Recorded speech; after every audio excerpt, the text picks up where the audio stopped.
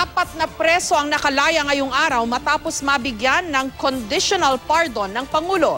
Pero ang isa sa kanila problemado dahil wala raw ibang matutuluyan.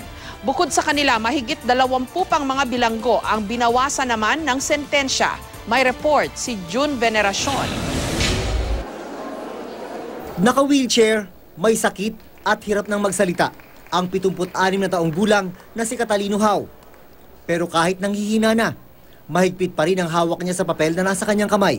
Papel na nagsasabing malaya na siya sa bisa ng conditional pardon na ibinigay ni Pangulong Duterte. 26 na taon sa loob ng New Bilibid Prison si Lolo Catalino dahil sa kasong parricide. Pero may problema si Lolo Catalino ngayon. Malaya nga siya, hindi naman niya alam kung saan pupunta. Matagal na raw walang dalaw si Lolo.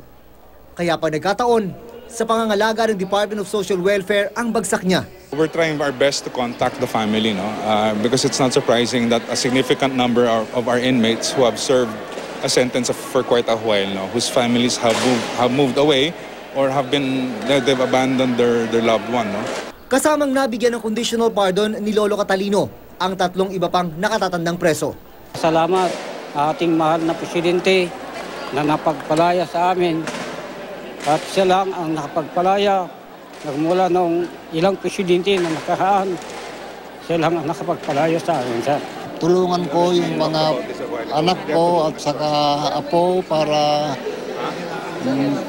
mag-alaga sa mga apo. Meron ding 24 na bilanggo na binawasan naman ang sentensya sa bisa pa rin ng executive clemency. Kasama sa listahan ang pangalan ng isang Rogelio Malagotnot na namatay 2 araw bago lumabas ang utos na bawasan ang kanyang sentensya. Meron pang 3 preso na namatay din. Kasama naman sila sa listahan ng 100 na inirekomenda kay Pangulong Duterte na mabigyan din ng executive clemency. Mga siklo ito eh.